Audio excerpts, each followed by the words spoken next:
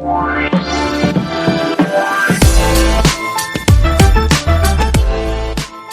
everyone and welcome back to Life with the Liz and Bees. I'm Hunter. And I'm Sammy, and in today's episode we are talking about saying yes and figuring out the rest. Whoa. What does a that slogan. mean? What a slogan. I love it. I don't know. Let's find out. All right, you guys, stick with us through this episode and we'll see you on the other side.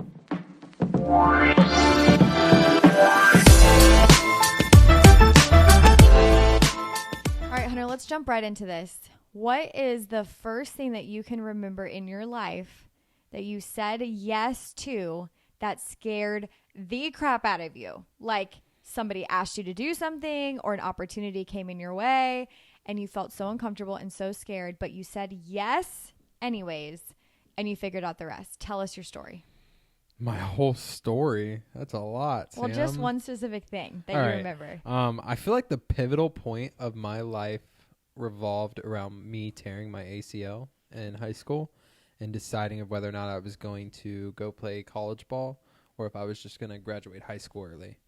So my first real yes in life, I feel like, was graduating high school early. Yeah. So that I could graduate with you and we could both go to the University of South Florida. Do you think that was a decision that like you made on your own, or do you feel like I pressured you into that, or I came to you and was like, hey, I'm going to USF, so see you later, or come with me? No, absolutely not. So before I had torn my ACL, I had told some buddies that, you know, I don't know if I want to play the next year, baseball, whatever. I don't think I want to play college ball.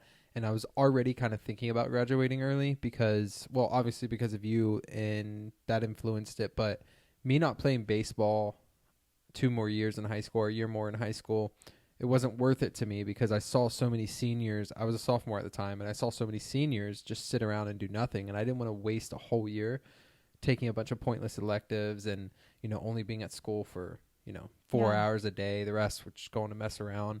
I just didn't think it was worth it. So every time I feel like I've said yes to a big moment, I obviously have prayed about it. Yeah. And that was something that was revealed to me when I prayed about it, was like simply don't go waste your time your senior year doing absolutely nothing, especially if you're not going to play baseball. Because now if I would have played an extra year of baseball, absolutely, I think I would have stayed. But knowing that I didn't really want to play college ball, then it was kind of like, all right, let's move on. Let's take these classes, get it done, and let's move on. So you said yes to graduating early. For those that don't know our story, like from how we grew up, Hunter's 7 months younger than me. So he was a grade beneath me. I was a grade above him. And we dated in high school. So if we wanted to stay together through that transition, Hunter made that bold decision to graduate early with me. And I think your friends made fun of you for it, or like a little bit. judged you Yeah, I for definitely it. got a lot of hate for it, a lot of scrap for it, just because it They're was like, you're chasing a girl. Yeah, what are you're you chasing doing? a girl. But I think at the end of the day, I think we discussed before that you were actually just going to take a year off or go to like a community college, or we were going to figure out a way for you to stay in Jax and not go to Tampa. But it just made it easier, and it wasn't holding you back. It wasn't holding me back. It wasn't changing some dream that I had. Yeah. It was just basically advancing my career a little bit earlier, advancing my life a little bit earlier. And people just don't view it that way. They see it as I had a dream, and I threw that dream away and said, I'm going to go with my girlfriend at the time and just chase her and follow her. But that's not how I saw it. I just saw it as a way of, we're not going to make you take a step back, and then I'm also just taking a step forward. So yeah, and I love that because I think there's so many like couples or married couples, dating couples out there where one person may be in like a different season than the other person, where they're like pursuing something. I don't even want to say more advanced, because me going to college wasn't more advanced. I was just a little bit older than you. So like the next step was college. But you were bold enough to make a different decision than your peers were making because you wanted a different outcome than your peers cared about. Yeah, and absolutely. I think it's so important when you're in a dating, engaged, or married relationship to really have those deep conversations about like what the next season is going to look like. And sometimes one person has to get uncomfortable and do something really hard for the benefit of the team.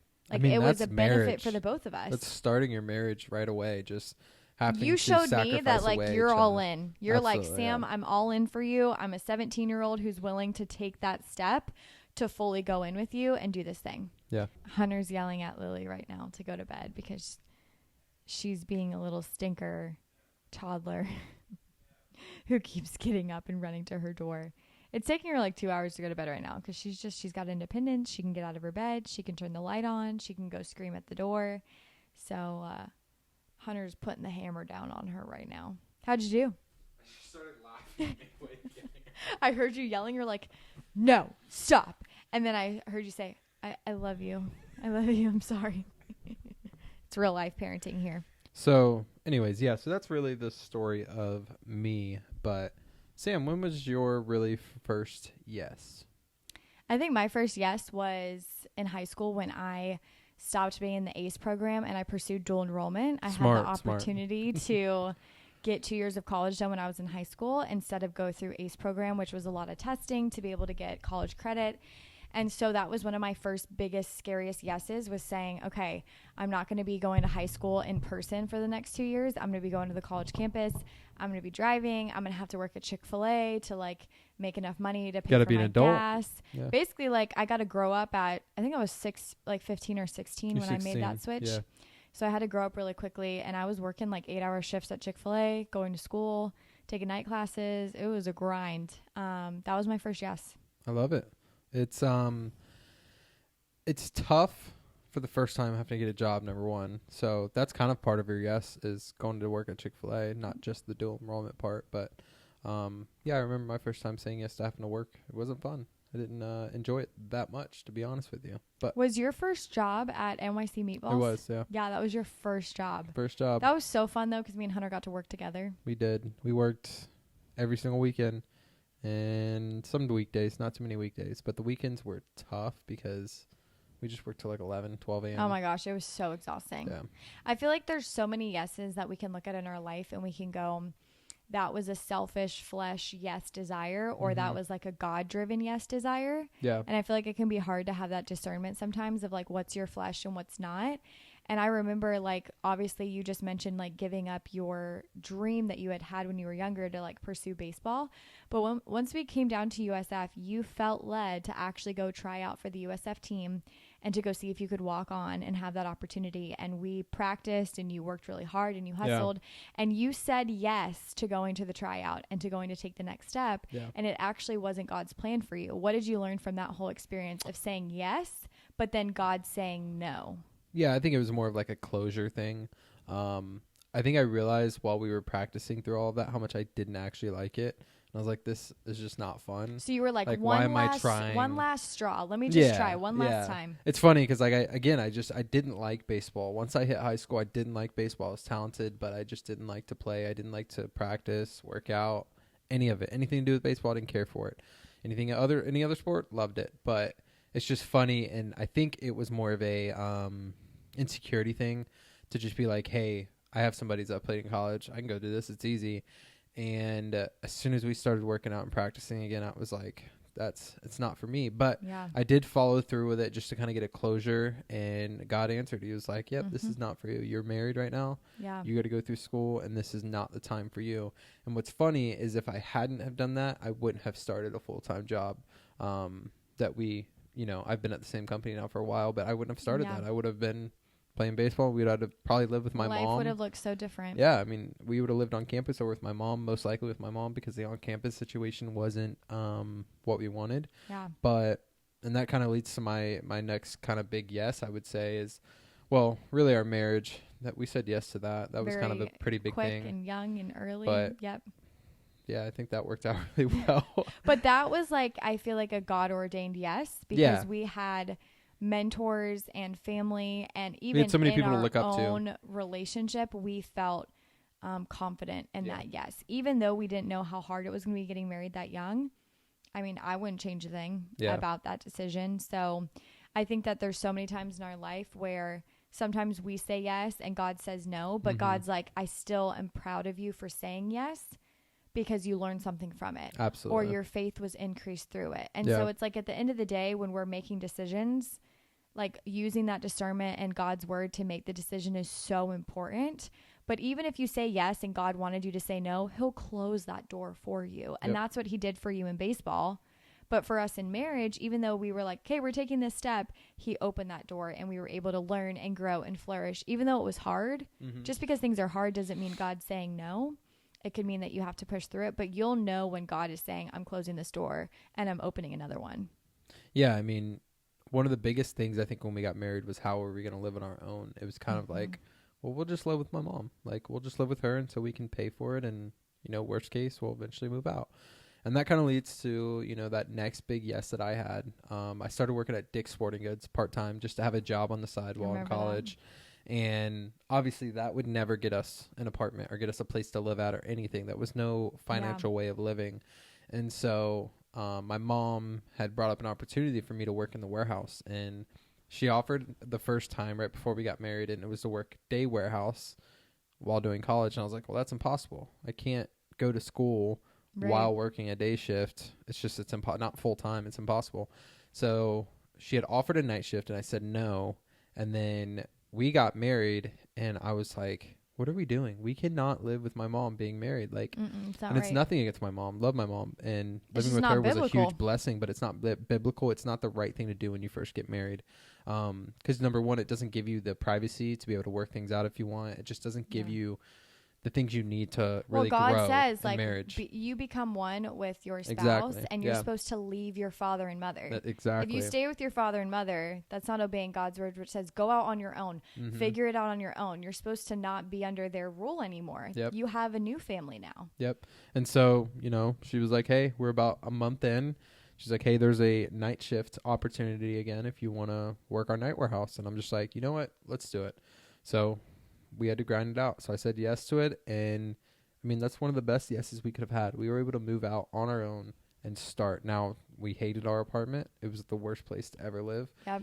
But we grew. I mean, look where we're at where we started. It's awesome that we said yes to that. And now we're where we are. So no, 100%. Like, there's so many little yeses along the way in the journey of our testimony that have led to pivotal moments. And then there's a lot of yeses that have turned to nothing, that have fizzled out. But we said yes anyways because we wanted to just step out in faith, see what God was going to do with it. And again, sometimes God opened the door further and sometimes he shut it. But we don't regret saying yes to those things, just like we talked about with college, right? Yep. We don't regret going to college. We regret the steps that we took leading up to going to college. College was still a great yes for us to say because we learned so much from it, which is another yes, like that we just went for and figured it out. But like now, you know, we've got the student debt. We're not using our degrees. We're very entrepreneurial. So again, I think it's less about like, should I say yes to this thing? And more about, does it align with God's word? Does it hurt like God's heart if you say yes to it? Like, I think you have to align your yes biblically first. Yeah. And at the end of the day, if it's aligned biblically, then, and you're feeling scared or uncomfortable, it's normal. Yeah. Like, I think people are like, I should feel total peace and total comfort and total just like, okay, if I'm supposed to say yes to something. And it's like, it's just not always the case. Yeah. When has any prophet in the Old Testament, New Testament been like, oh yeah, I'm fully ready and equipped, like Moses and Abraham, and like I can name all these prophets that God called up and he got them really uncomfortable. Yep. So it's so funny how in our society we're like, we have to feel peace about our decision. It's like, sure, God may be wanting you to feel peace, but he may be wanting you to get so uncomfortable in your current situation to where you have to pivot, you have to move, you have to change. So anyways, that's just kind of like to piggyback off of like, sometimes you say yes and it could be the wrong move, but that doesn't mean it's a waste. You learn something from it. Sometimes God is going to allow you to say yes and give you peace about saying yes, but he's doing it for a purpose. Like me getting in my corporate job, that is just a part of the plan for me. And it's something I had to say yes to. It's something that got us out of what we are and it's led us to where we are financially. I hate it. It's not something I love. Nobody loves the corporate world. Yeah. But it pays the bills. That's part of it, right? Yep. And like you're saying, like everything about this episode is just like, where would we be if the people in the Bible did not say yes? In life, there's going to be a lot of opportunities to say yes. And I mean, we have so many more. Can you think of another one? I mean, not every yes is the right one, but some yeses are for a season. And for me, one of my best yeses that was for a season was when I started my RNF business. And I partnered with that brand and we charged a $500 skincare kit to our credit card and said, okay, we have no money. I'm working 3 jobs. Hunter's working full time. We're full-time students, but like we need to find a solution, find a way to like make income to cut back from one of these jobs because Yeah. we were just running the rat race. And so that was like one of my best yeses when I was 19 years old, is saying yes to that business, because it taught me how to have a very strong work ethic, resilience, persistence. It taught me every single sales skill that I have to this day, 7 years later, I learned through doing and taking action and learn what to do and what sucking. not to do. Yeah. Like I learned how to do it really, really, really bad. And that's how I got really, really good at it. Yeah. And people say all the time, like, Sammy, you're such a natural. How are you so good at it? I'm like, because I sucked really, really, really bad. If you go back to my first few messages I sent to people. Sam was a car salesman. It was so bad. Like, I cringed looking at the way I connected with people and messaged and engaged. And like, sometimes like you just have to suck in order to get good, because God's just trying to stretch you and he's trying to grow you out of your comfort zone. And so that was one of my best first yeses. And then 2 years later, I had the opportunity to then have a shift, have a pivot, and that door was closing in that company. And then God opened a new door, and like I was able and willing to sacrifice my income with them basically overnight. I was willing to say, God, I trust you enough. I have enough faith in this new opportunity that I'm willing to give up that income. And that was scary for us in that season where extra income was such a blessing for us. We were 20 weeks pregnant with Lily, like getting ready to have a baby. And I'm saying, Hunter, I think that I should start this new business. And you're like, again? You want to do this again? I said whatever you want to do. Yeah, but like still, you get to see the bad side of like what I struggle with in business. Yeah. You see the bad side.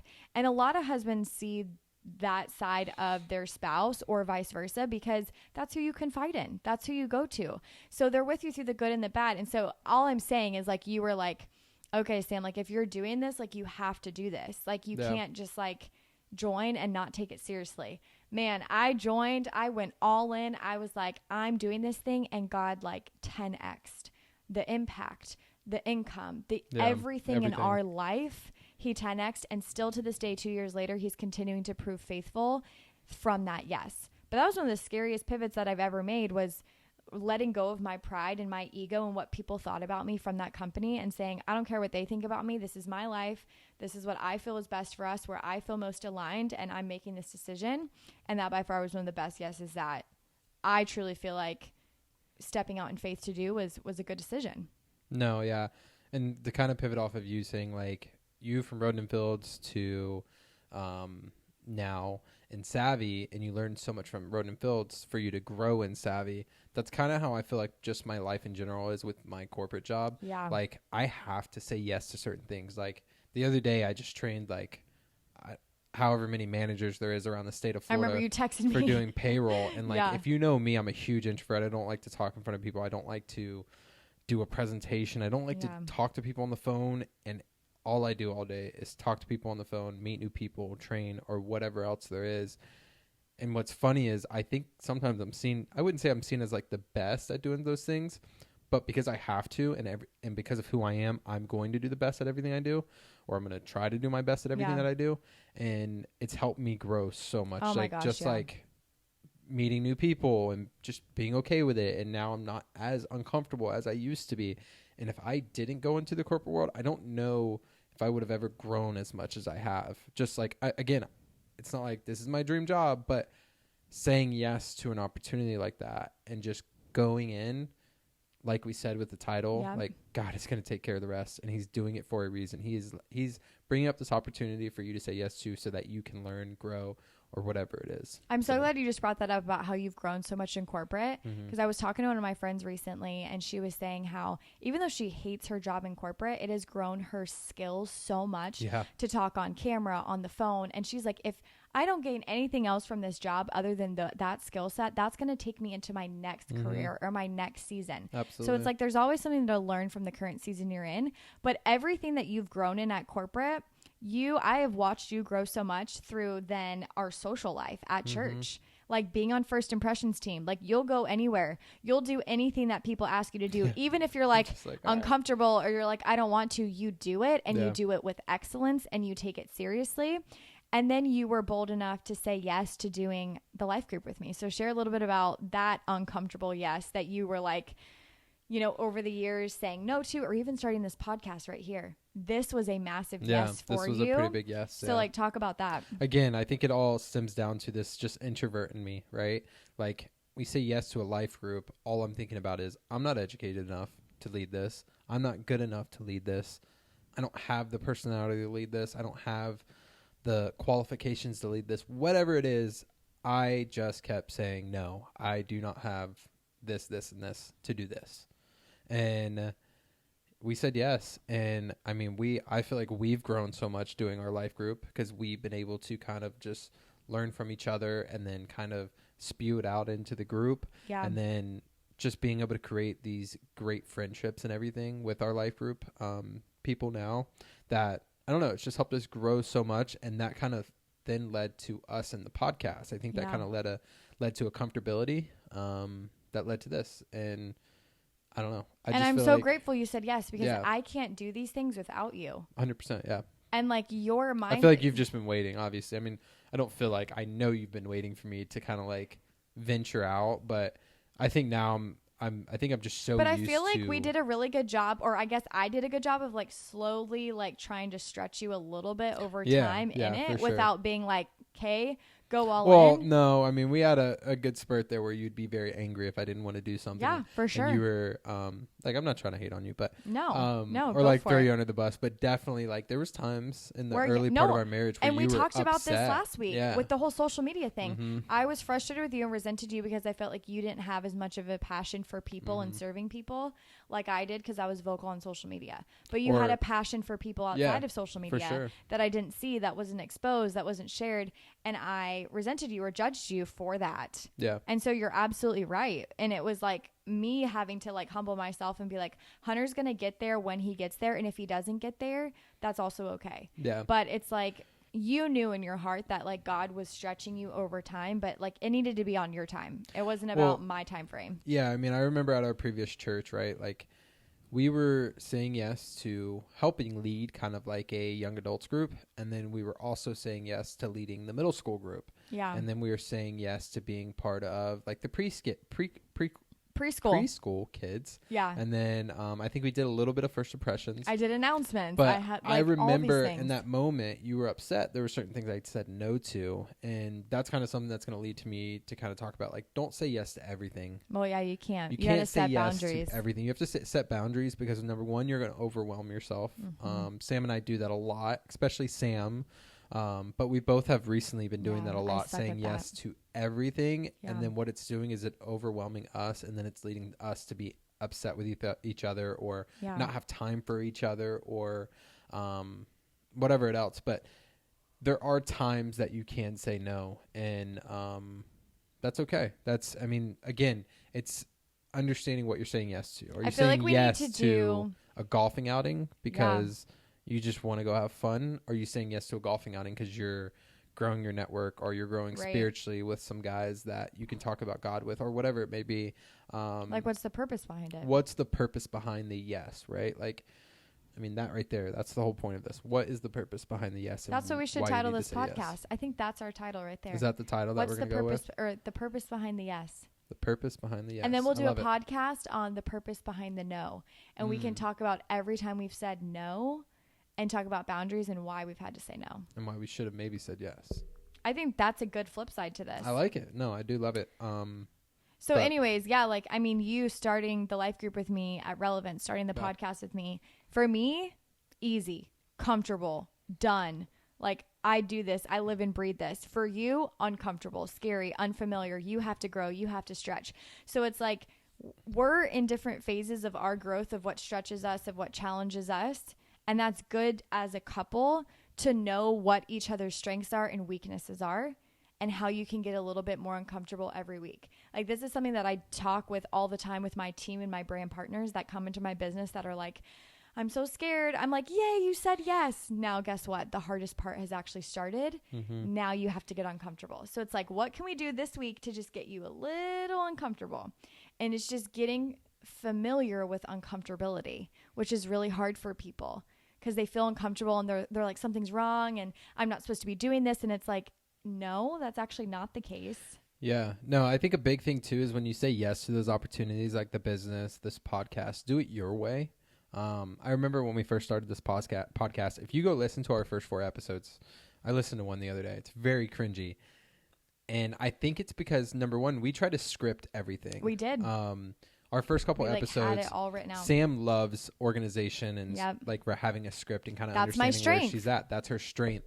And my strength is kind of just feeding off of like whatever, wherever we're at, talking about which can be bad, right? We can get off topic at times, but when I have a script, I feel like I'm under pressure and then I like get too far in my head and I start thinking of things that I don't you think even you have to be perfect and you don't want to be perfect. Yeah, and that's not how like I function. And I feel like our podcast has grown more and more because we're now at a point where it's like, all right, you kind of have your laptop or your phone and you have your kind of script and I just have bullet points now that I'm looking at. There you go, yeah. But you've stretched me to not do the script. No, yeah, for sure. And that was really hard for me. Yep. Like, so now we've compromised, right? I have bullet points. Hunter has nothing. He just goes with the flow. And I just prompt him and we go back and forth. Yeah. But like, that's a great example of like how to meet each other in the middle. Yeah. Like, it's not my way or your way. It's like, how can we work as a team and make it work for the both of us?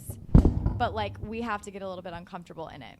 So just like a few others for me that I've had to get really uncomfortable in is like, I'll have leaders in my business or at church, like our pastor come to me and say, hey, like, I need you to do a training, or I need you to speak on stage, or I need you to do announcements, or whatever it may be. And like, those are times where I really have to grow and get uncomfortable, because it's not just me behind a computer, like talking to myself. It's like being in front of people. Yeah. So it's facing that fear of what people think about Stage you. presence, Am I going to screw up? Like, but again, the more you do it, the more comfortable you get with it. And I've been doing it now for years, so I'm a lot more comfortable than when I first started, and I was very scared. But I'll never forget when at our previous church, Pastor Brian came up to me and said, so Pastor Brad and I were talking, and we're going to give you a speaking opportunity on stage.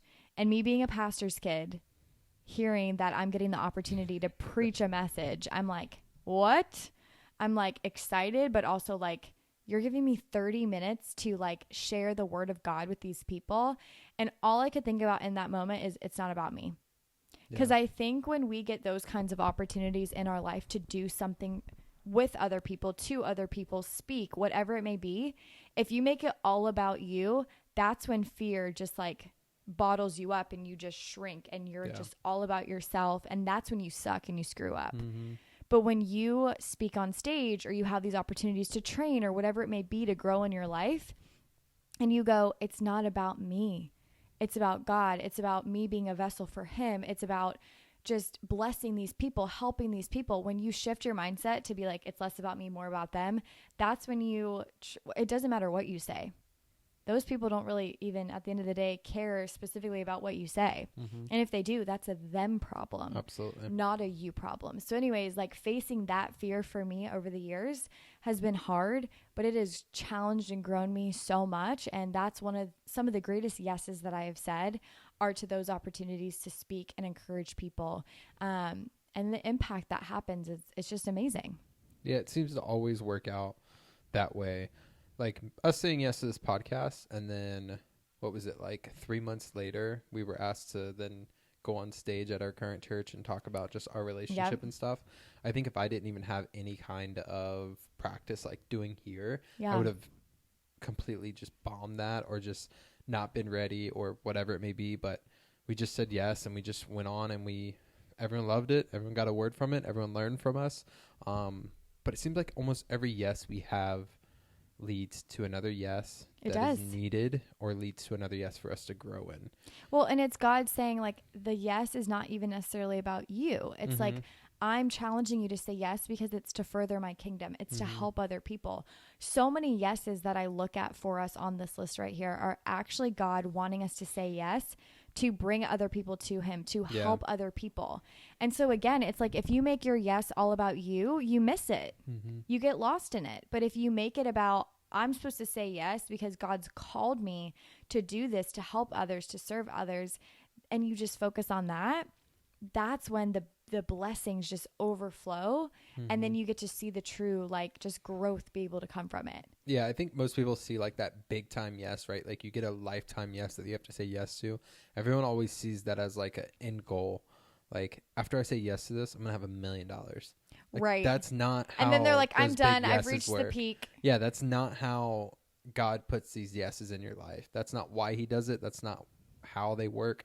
It's just not. Like, and we've already said it a million times. Like, yes is all about growing. It's all about the next opportunity. It's all about you leading people to him. I don't ever want to reach like a moment in our life where we're like, okay, we're done. Yeah, I mean, maybe I like want us, 60s, I'd be cool but no, with. like I want us to always be getting challenged, Yeah. because if you're just like, okay, I'm done, then it's just all about you. Mm-hmm. But if you're like constantly like, no, I want to grow, I want to be better, I want to get stronger, I want to serve others, you're constantly going to see opportunities come at you and look at it and go, how can I be challenged to serve people through this? Yeah. You just look at it from a different lens. I feel like that's just the reality of fear. Mm-hmm. Look at fear as like, this is here to literally help me grow. And almost every single Bible story, I think every single one literally is a disciple, a prophet, somebody that's like, I'm unqualified for this. I can't do this. And God's saying, no, I chose you. Mm-hmm. Why would you doubt me? I called you to do this. I want you to do it. And then they do it. And then guess what happens? Miracles and incredible things. Literally, come you can look from at it. every single story 100%. in the Bible, and they talk about that. And everyone's saying yes to something. Like, every single one. You have David, who worshiped different idols, who then said yes to just God being the one God there is. You have, like, Timothy, who was super young, leading that kingdom or that town to God at that time. You have Paul, who was literally just a murderer, was just this crazy man who wasn't qualified to do that. But it's not about us and our standards of qualifications, about what God lays on your heart and what God's qualifications are for you. That's so good. Open up the word and start reading. Open up the word for sure. Say yes. There was a fun yes a few years ago that I said yes to. I didn't tell Hunter about it. Mm-hmm. And then I told him about it. And he didn't really have a choice. He had to say yes to it and face his fears.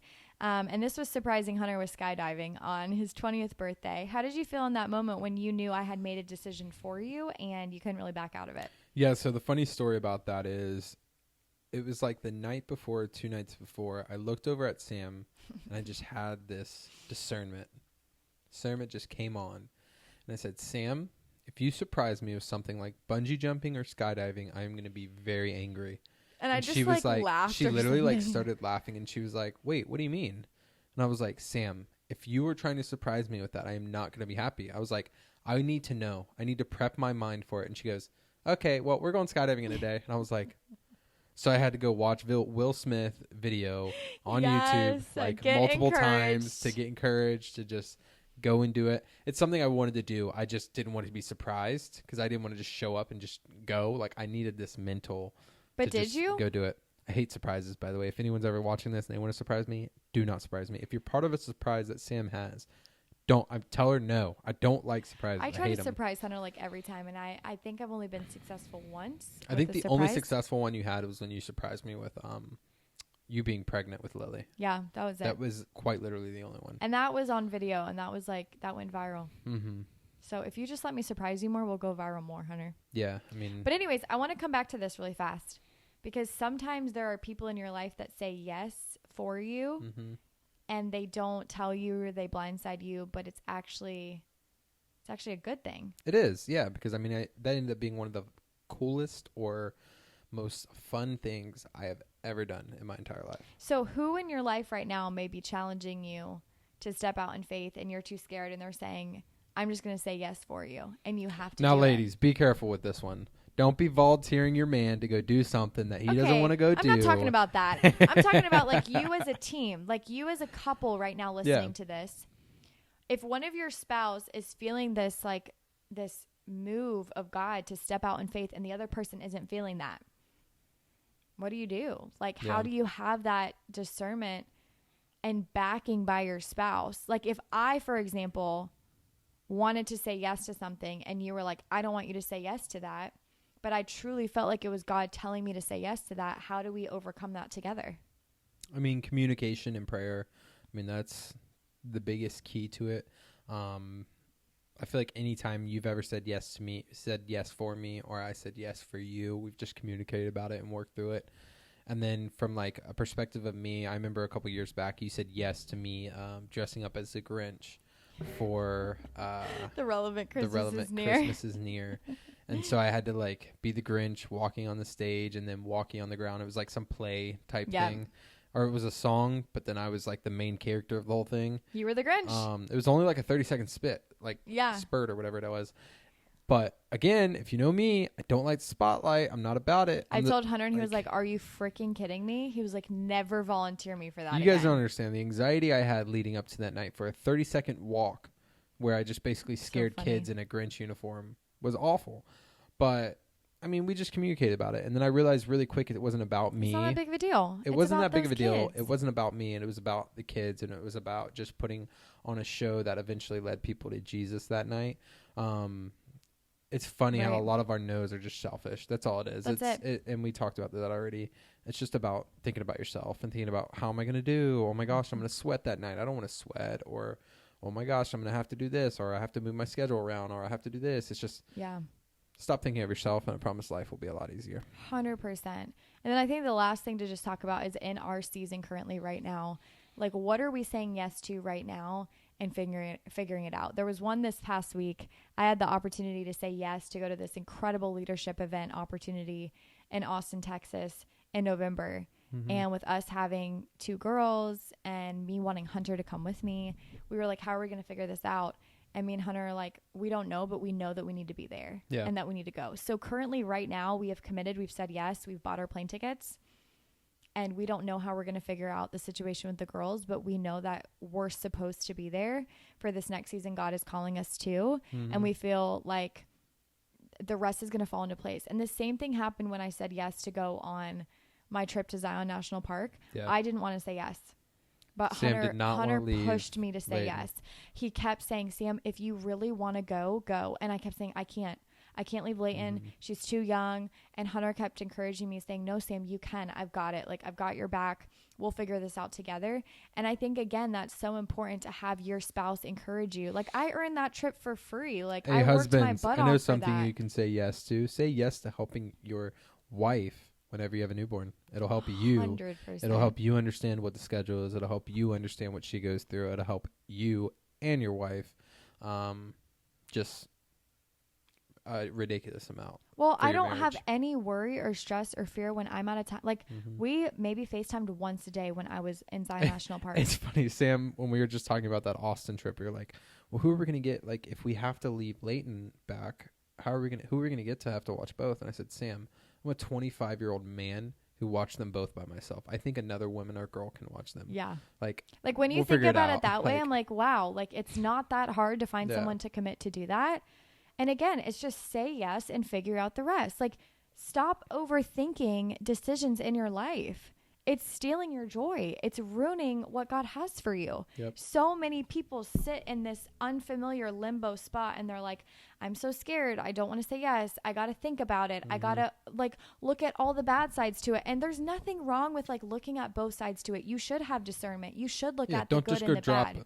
$1 million on a new house. Like that's not what we're saying. You need to go to God first with every decision and align it to his word. You need to pray about it. You need to seek him. You need to look for signs. But do you need to sit there and overanalyze and overthink everything? Again, that's making it all about you. Yep. And I think the number one indicator when it comes to decision making is less about me, more about how this can bless people. That's how I view every yes that I say, as I look at, everything I do is a ministry for God's kingdom. So if I say yes to this, does it hurt God's kingdom? If it would hurt God's kingdom, it's a no. If it would help God's kingdom, it's a yes. But again, you have boundaries to know how much you can do to support that, because God's kingdom is still putting your family first, putting your husband first, prioritizing that. How much can you say yes to? You know what I mean? Yeah. I mean, I just think about when we went skydiving, were you saying yes to further his kingdom? I was saying yes to a fun experience to get you out of your comfort zone. You're right. No, what I was saying yes to was something you had told me over and over and over again that you wanted to do. And you said, I don't know when I'm going to have the courage to do this or when we're going to do this, but I want to do it. And I took that as I'm going to take the step for us and do it with him, because this was a fear of mine too. I will never do skydiving again. I've done it once. I'm done. I will never do it again. I will do it again. So if you guys need somebody to go with, just call me. I said yes for us. And I knew that it was going to grow us together, and we were going to have an incredible experience. Yeah. But again, align your yes with God's word and you're good to go. But don't sit there and just like overthink it. Like you're just driving yourself crazy and it's ruining your peace and the season of your life for you. Yeah. Say yes. And then guess what? If you made the wrong decision, change your decision. It's not that big of a deal when you think about it, right? Yeah. It's like, if you feel like God's calling you here, say yes. If you realize in 5 days God's not calling you there, change your decision. Why is it that big of a deal to just like, it's okay to change your mind. It's okay to grow. It's okay to evolve. I think our society just makes such a big deal about, should I say yes? Should I say no? Whatever. It's like, just make up your mind. And go with it. Pray about it. Go with it. Trust the discernment God has put in your heart. Your Holy Spirit lives inside of you. Don't go on the fence. Go full in. Like that gut feeling is the Holy Spirit telling you to do it or not to do it. Trust that. Have faith in that. 2 Corinthians 5 verse 7 says, for we walk by faith, not by sight. If we could see everything, would we walk the path? Absolutely. Probably not. I don't know. Right? Like, it's like, if you could see in front of you every single step, how boring is that? Mm-hmm. You know the steps that are coming. It's predictable. There's no opportunity to grow or challenge yourself when you know, okay, now, like if you knew that you were going to have to, let's say, prepare to go skydiving and you had 45 days to prepare for it, you would have drove yourself nuts leading up for 45 days to that moment. You would have been anxious almost every day. Yeah. I mean, I think the 2-day timetable was perfect. Because you didn't have time to sit there and overthink about Absolutely. it. Like if we know the plans in front of us a year out, 5 years out, 10 years out, what it does is it allows us to try to have control over it. And then that's not giving God the control. Yeah. When God is in control, you can't see everything in front of you, which means that you have to trust him. You have to have faith in him.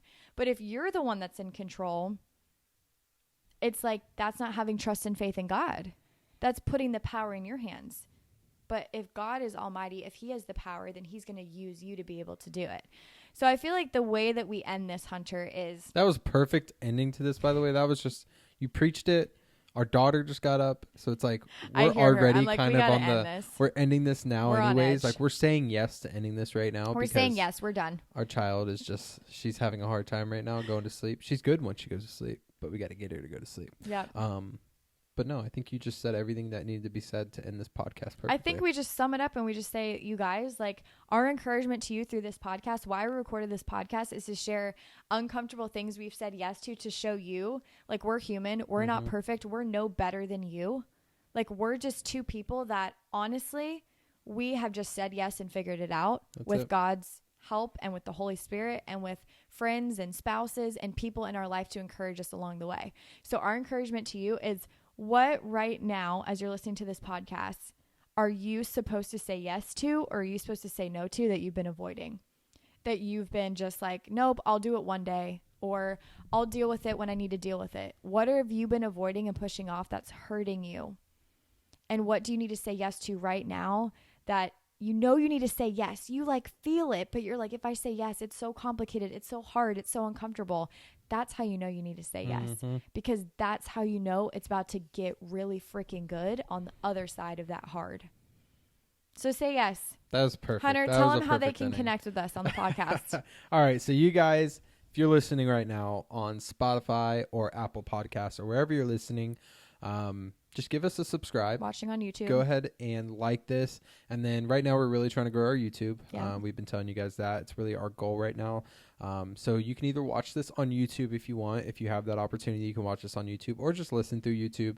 But just go on YouTube, give us a subscribe or subscribe to us on YouTube, and then like this, and we'd really appreciate it. And then I want you guys to go to our Instagram, Life with the Listenbees, and you can private message us. You can view our stories. We like to post a lot of stories about what ideas you guys may have. Yeah. Leave those in the comments or put those in our stories, and just let us know what you guys want us to talk about, because we are two humans who have two brains that are lacking on ideas. We literally prayed today, and we're just, we just came up with this topic today all throughout the day, and we're like, what are we supposed to talk about? God, what are we supposed to talk about? And like literally, you guys, 10 minutes before we felt this tug to talk about this. And I feel like this was a great topic to talk about. It was perfect. And we hope that it blesses you.